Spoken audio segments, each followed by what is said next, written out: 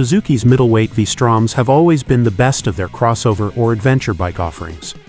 The V-Strom 650 is an unglamorous yet quietly popular bike thanks to a keen price, good manners in all weathers, and 100,000-mile dependability. You can ride it just about anywhere, every day, and all it'll need is basic servicing. 2023 saw the introduction of the all-new V-Strom 800D alongside the venerable 650 rather than replacing it. The 800D is a true adventure bike with a 21-inch front wheel, long travel suspension, off-road riding modes, and high-quality suspension that will handle a proper off-road ride. Whereas the DL 650 was more of a road bike with capability for gentler unpaved road and forest tracks rather than deep mud or sand. 2024 V-Strom 800 bridges the gaps between the two, sharing the core of the 800D but swapping the long, fully adjustable suspension for more basic Showa components with a 70mm reduction in wheel travel at either end. And the front wheel has shrunk to 19-inch, as well as switching from wire spoke to a cast rim with a subtle dogleg pattern. Tires are tubeless on the reducing hassle and expense at tire changes.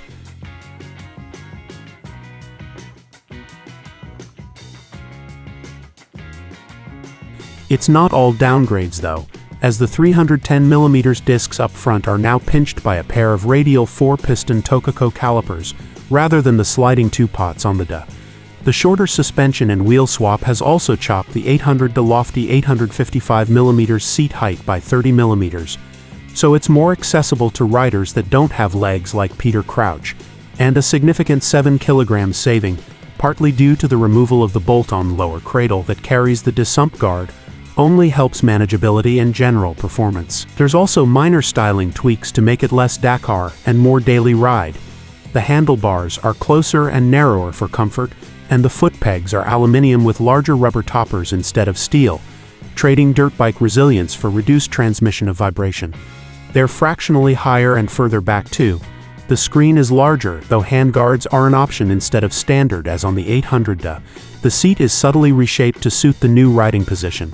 Nothing earth-shaking, but it's a markedly different experience to the V-Strom 800D. For the better as a road bike, it almost feels like a roomier, more protected version of the Suzuki GSX 8S than a D with bits taken away.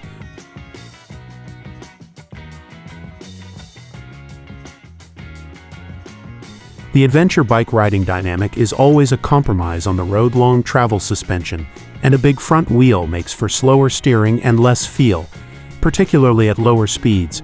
The RE has a much more natural rate of turn and greater communication from the tires, and switching trail-friendly brakes for roadworthy stoppers makes a big difference to confidence. The riding position and larger screen enhances its everyday practicality and touring potential, but the street-biased chassis coupled with that weight loss makes it more entertaining. It'll dive into low-speed corners with gusto, taking advantage of the height and leverage afforded by the riding position, but with enough feedback to be confident it will stick and hold a line. The 776cc motor is as peachy as it is in the other models. Modest peak outputs aren't the whole picture. Strong punch from 4,000 to 8,000 revolutions per minute and faux V-twin character from its 270 degrees crankshaft make it potent and pleasurable in equal measure. It'll sustain a higher gear than you might think, and the instant pickup makes overtakes easy.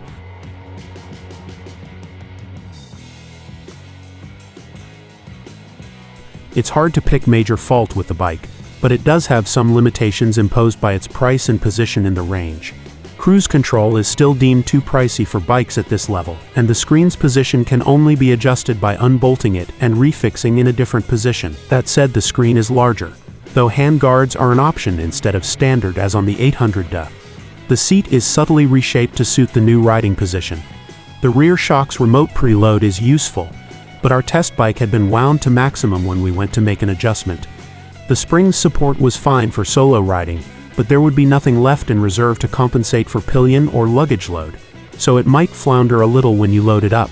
Those points aside, there's much to recommend it as a useful, easygoing yet entertaining everyday bike.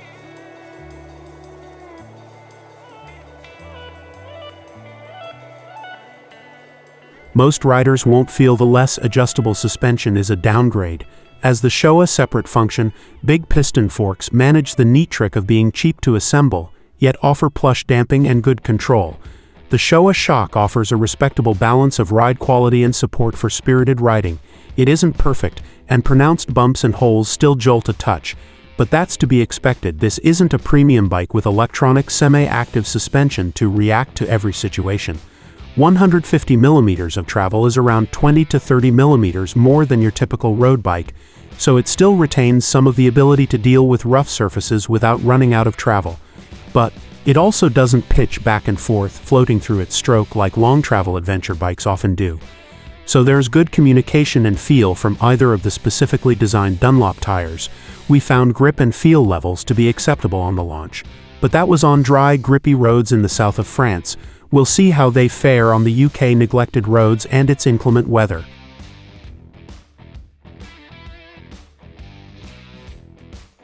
The 776cc parallel twin powering the V-Strom 800 siblings exceeds the modest promise the figures make on paper.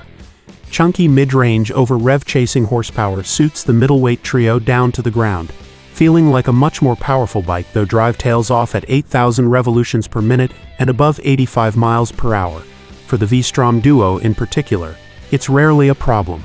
It's friendly from the first touch of the throttle at low revolution per minute on the B engine mode, which has a progressive torque delivery. There is a C mode with super soft response, but it really isn't necessary unless you get caught in the snow.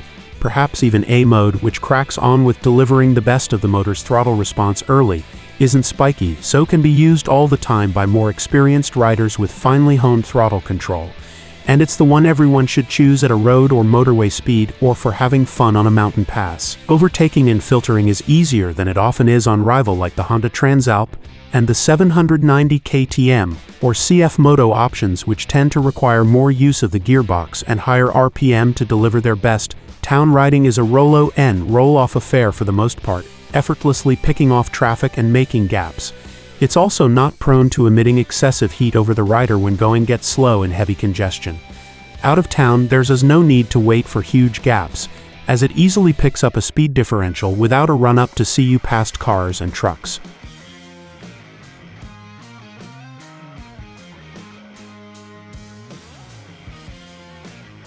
Reliability is not yet assured, given the platform is so new, but we've yet to hear of mechanical or electrical issues from owners of either the V-Strom 800D or the GSX 8S, which bodes well for the 800RE.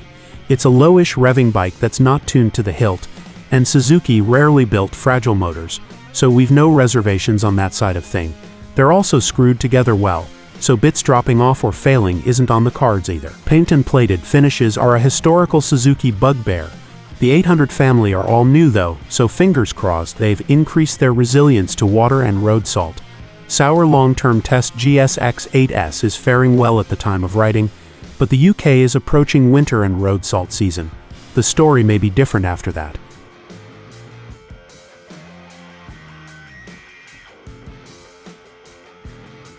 The Suzuki is fitted with an appropriate level of spec and features for the price. It's not let down in any area, but it's not fitted with anything you'd consider premium or cutting edge either.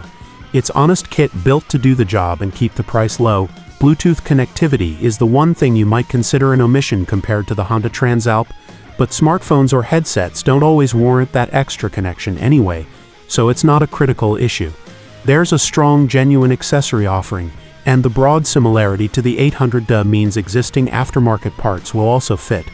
The best of Suzuki's own upgrades include luggage, handguards, a center stand, and heated grips. There's also RE-specific higher and lower seat options, plus fog lights, the lower cradle sump guard as seen on the 800D, and a taller screen.